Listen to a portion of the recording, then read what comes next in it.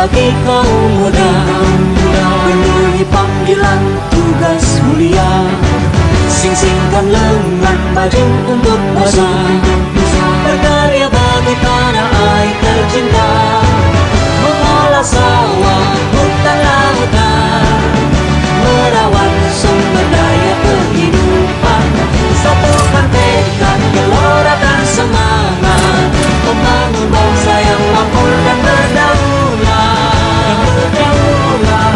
musyawarah menjadi pandu warga, adat istiadat lestarikan semua budaya, gotong royong sandaran bersejarah, keadilan sosial tujuan bersama, bebaskan desa dari jerat kemiskinan, wujudkan kemandirian sandang pangan papan, bergandeng tangan tulus ikhlas berjuang, mengabdi desa membangun Indonesia, mengabdi desa membangun Indonesia.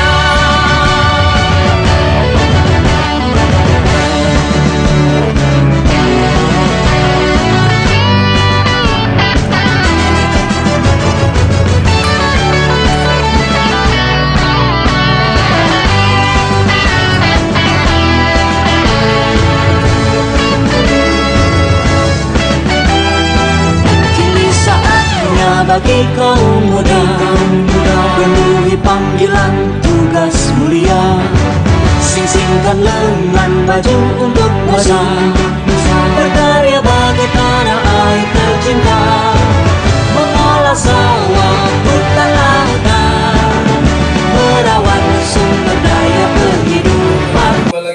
Kembali lagi bersama kami di BBR News Channel. Para pemirsa BBR News Channel, saat ini kami berada di rumah kediaman Kepala Desa Kuala Penasu, adinda kami Izandri, yang didampingi oleh Sekretaris Desa Pak Abdul Bakar dan narasumber kita Pak Dejoni Roto dan salah satu muka masyarakat itu Bang Bang Nadil. Nah, alhamdulillah para pemirsa BBR News Channel, di sini kita akan berbincang-bincang lebih panjang lagi yang merupakan prestasi dari Desa Kuala Penasu yang secara total didukung langsung oleh pemerintah Desa Kuala Penasu. Dalam hal ini Pak Kepala Desa kita pada awal keberangkatan Pak Dejoni Roto yang menunaikan nazarnya mengelilingi 34 provinsi di Indonesia, dan sekaligus ada amanah yang paling besar yang menjadi titipan dari pemerintah Desa Kuala Penasu terkait aspirasi-aspirasi masyarakat di Desa Kuala Penasu ini, khususnya dari pemerintah Desa Kuala Penasu. Dan para pemirsa BBR News Channel, kita akan lebih panjang lagi berbincang dengan Pak Penghulu dan Pak Sekdes dan Pak Dejoni. Oke, assalamualaikum Pak Kepala Desa nih. Waalaikumsalam. Masya Allah. Ini pemimpin regenerasi muda ke depan nih untuk di Kabupaten Bengkalis. Oke Pak Kepala Desa, agar masyarakat khususnya juga para orang tua kita di pemerintahan, baik itu di Kabupaten Bengkalis, ayahanda kita, tokoh-tokoh kita yang ada di DPRD Kabupaten Bengkalis, dan khususnya yang sangat kita harapkan lagi adalah pemerintah Provinsi Riau dan DPRD Provinsi Riau, agar ke depan Kuala Penasu ini juga tidak lagi menjadi desa tertinggal, namun mampu menjadi desa mandiri, madani, maju, tumbuh, dan berkembang. Amin. Amin ya rabbal alamin.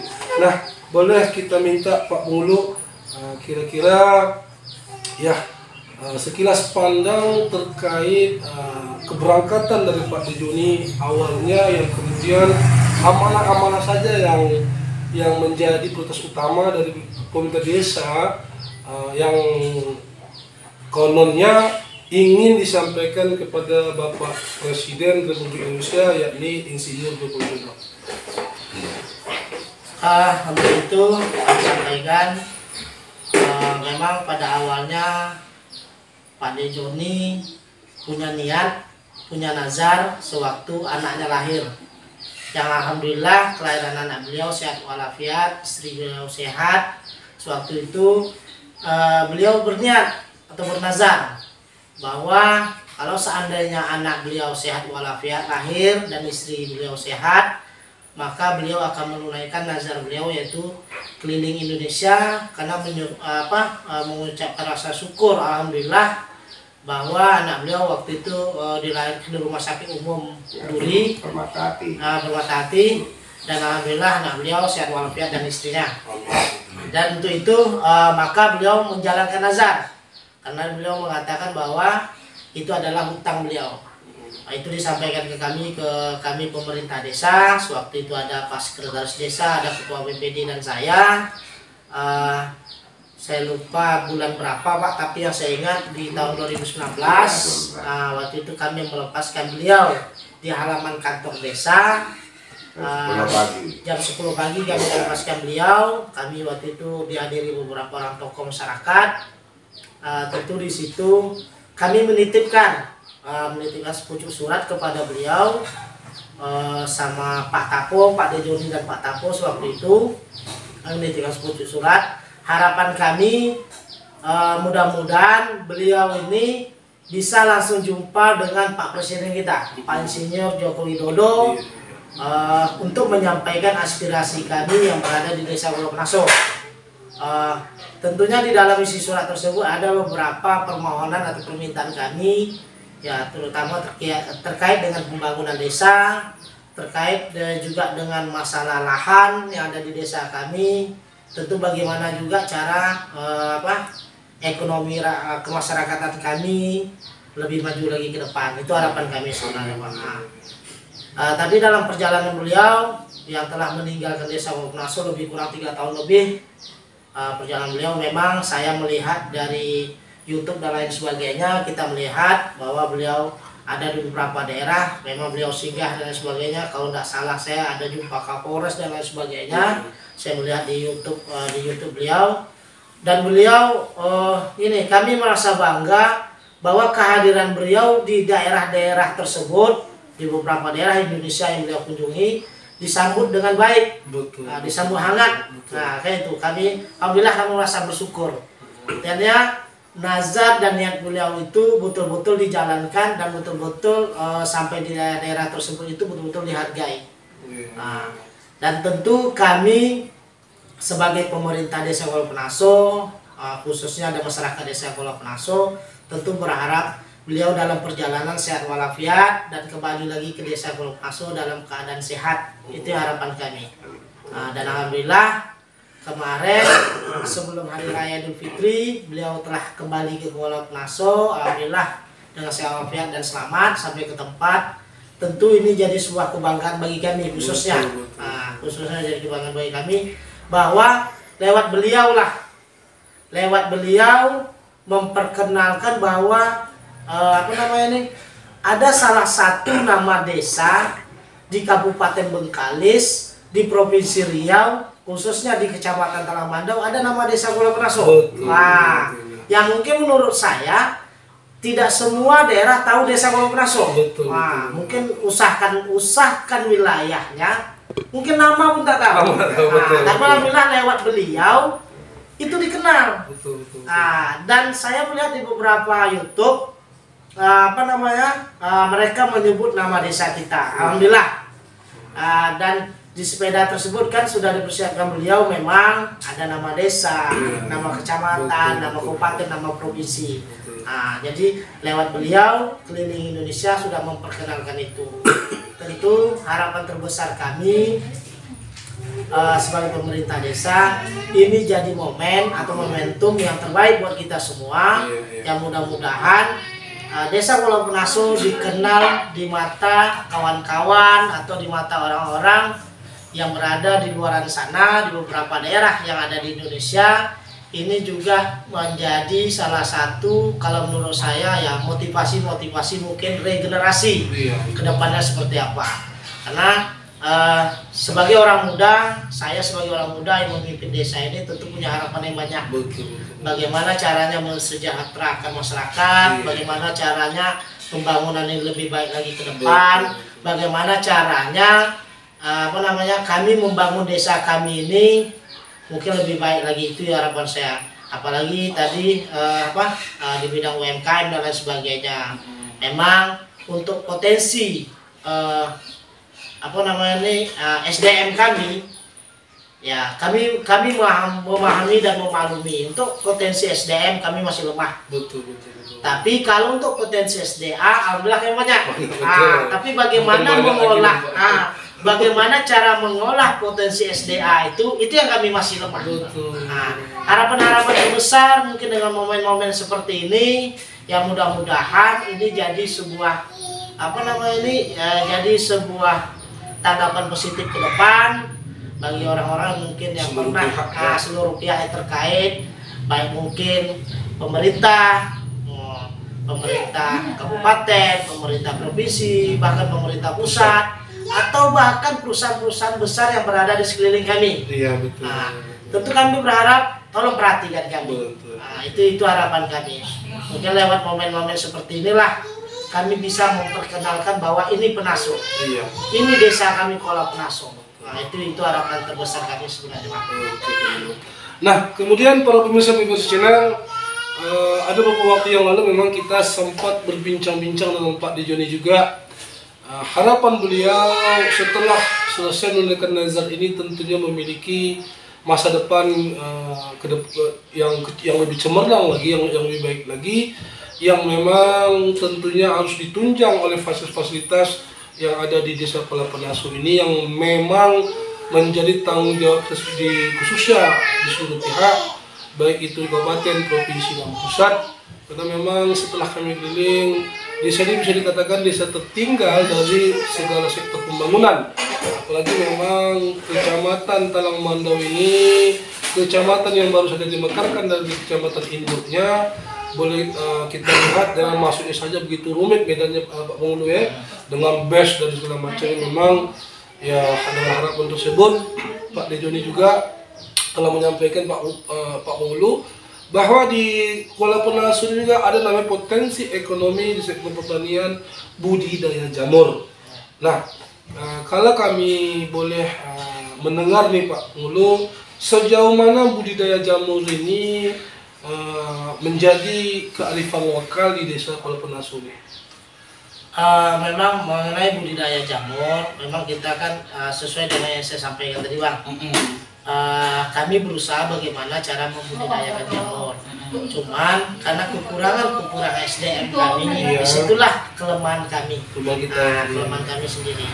Maka untuk itu memang kami membutuhkan sebenarnya mungkin orang-orang yang lebih potensi lah di bidang tersebut.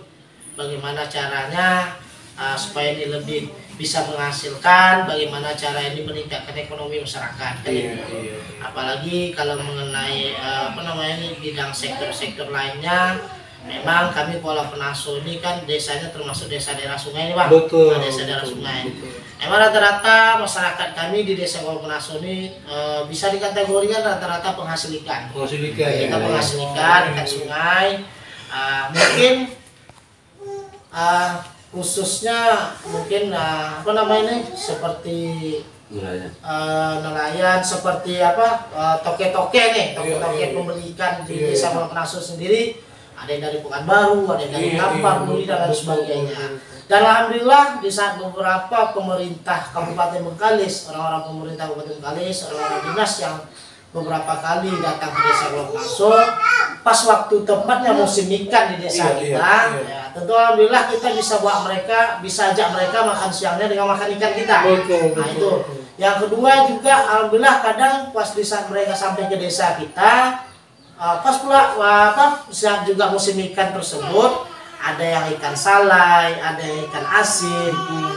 Dan saya langsung membawa mereka nih ke tempat-tempat penyelayan ikan. Karena artinya ini kan ikan yang bukan seperti ikan yang ada di pasar-pasaran yang udah sekian bulan, tapi ini ikan yang langsung disajikan memang dari salai, dari paha salai itu gitu kan. Jadi itu yang kami apakan. Jadi mereka beli, mereka bawa pulang, yang akhirnya mereka lewat telepon, Pak nanti kalau ikannya ada, ikan salainya kalau Bapak kembali tolong bawa. Jadi alhamdulillah di situ juga kami memacu ekonomi masyarakat. Alhamdulillah. Artinya bapak-bapak dari dinas, dari pemerintah Kabupaten Bengkalis sana yang datang ke kami kunjungan kerja dan sebagainya, apa namanya, walaupun harga itu diletak dengan harga sekian, mereka tidak melakukan penawaran. Mungkin mereka memahami kondisi masyarakat saya di saat itu. Tentu harapan kami di sini tentu karena pengalaman atau keahlian rata-rata masyarakat saya banyak di bidang ikan. Tentu kami sebagai pemerintah desa Pulau Penaso tentu menghimbau atau meminta bagaimana caranya menjaga kelestarian sungai supaya ikan masih tetap bertahan, ikan tidak terusir dan lain sebagainya. Berkesinambungan itu harapan kami.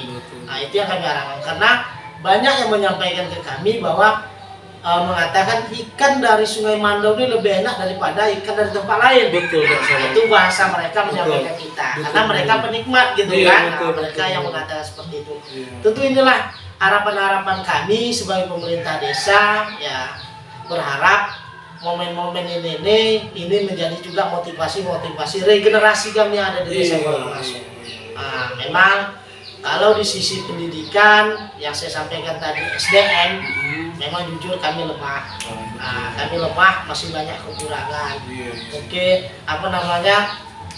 Ya kalau dikata-kata ya Pak Sekdes, mungkin tahun-tahun 2000-an lah baru yang banyak yang sekolah. Sebelum-sebelumnya banyak tak sekolah. Jadi agak minim di dunia pendidikan.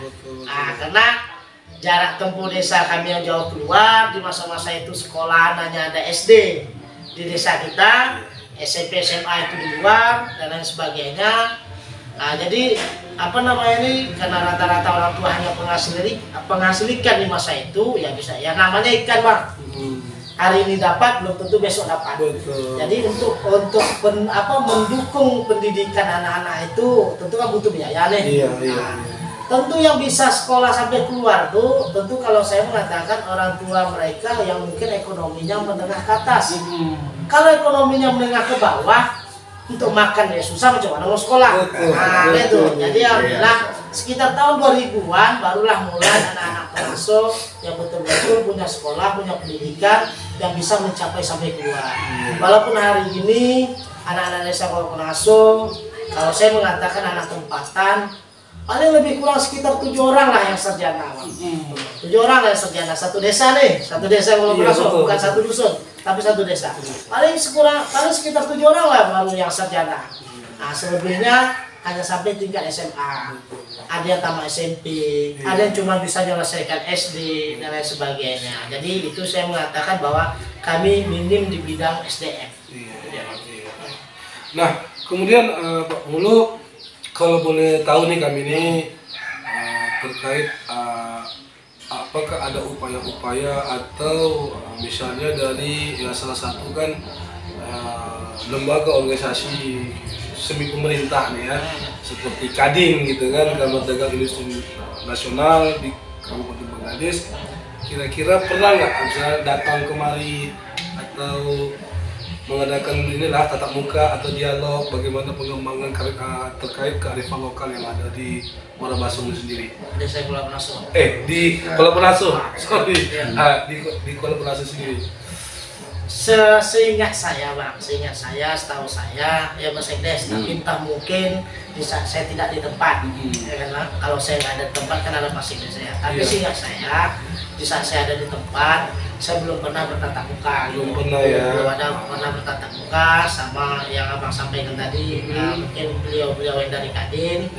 Karena ya apa namanya Bang, yang namanya saya sebagai kepala desa ini kan terus berusaha untuk mencari link-link macam mana untuk kemajuan sebuah desa Pak. Itu yang saya istilahnya sering berupaya, sering berusaha. Memang untuk pembangunan sebuah desa ya alhamdulillah mungkin lewat beberapa pemerintah Kabupaten Bengkalis, alhamdulillah lewat Bupati sendiri Pak Smarni, beberapa orang anggota dewan. Saya pernah mengajukan di tahun 2021 kalau tak salah saya waktu itu, memang kita lewat Musrenbang Kecamatan dan APBD Kabupaten Bengkalis itu untuk penerangan jalan. Yang alhamdulillah memang untuk penerangan jalan alhamdulillah, mungkin kalau Abang nanti nengok sepanjang jalan tiang-tiang PLN itu kan sudah dipasang juga. Alhamdulillah Iya. Alhamdulillah kami berusaha bagaimana supaya desa kami ini tidak seperti desa di bawah tahun 2017. Terima kasih Des. Karena di bawah tahun 2017 kami ini masih di sel, masih engkol bang, masih engkol.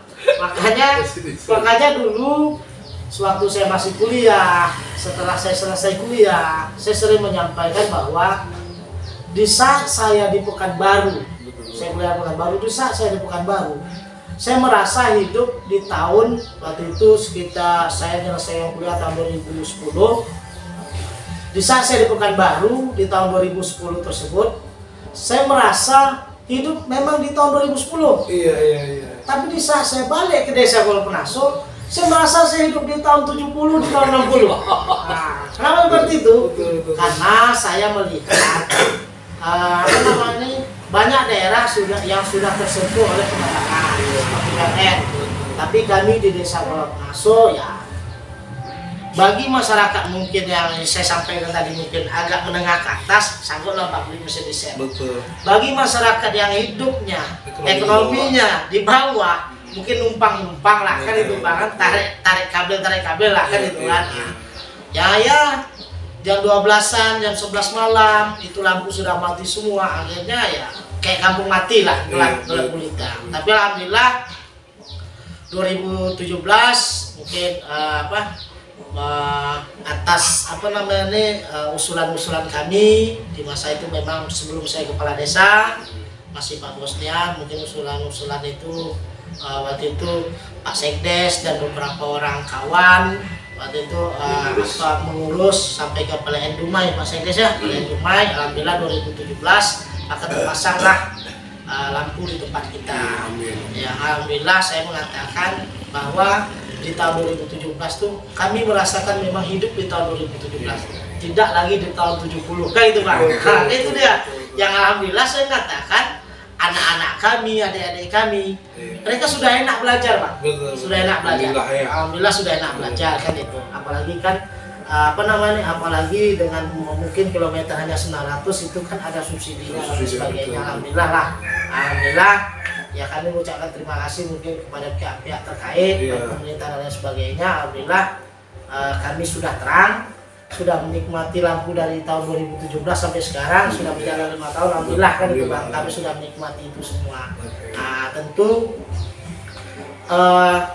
kami berharap juga di Desa Kuala Penaso ini potensi-potensi yang kami punya, kami berharap ada orang-orang tertentu baik dari pemerintah atau tadi yang disampaikan mungkin dari kadinnya, mungkin untuk bisa berkomunikasi dengan kami, mungkin mempertanyakan potensi apa yang ada. Melakukan pembinaan. Ya, kami mungkin bisa sampaikan, tapi kami yang saya sampaikan kelemahan SDM kami tidak bisa membawa ini harus seperti apa, ini harus seperti apa. Nah, jadi kami butuh orang-orang yang betul-betul di bidangnya gitu Bang. Bagaimana meningkatkan ekonomi masyarakat kami, bagaimana masyarakat kami yang masih terpuruk di bidang ekonomi itu bisa bangkit, itu harapan. Oke. Demikian para pemirsa Virus Channel, tadi kita ngobrol panjang dari Pak Pemulu. Terima kasih atas waktunya.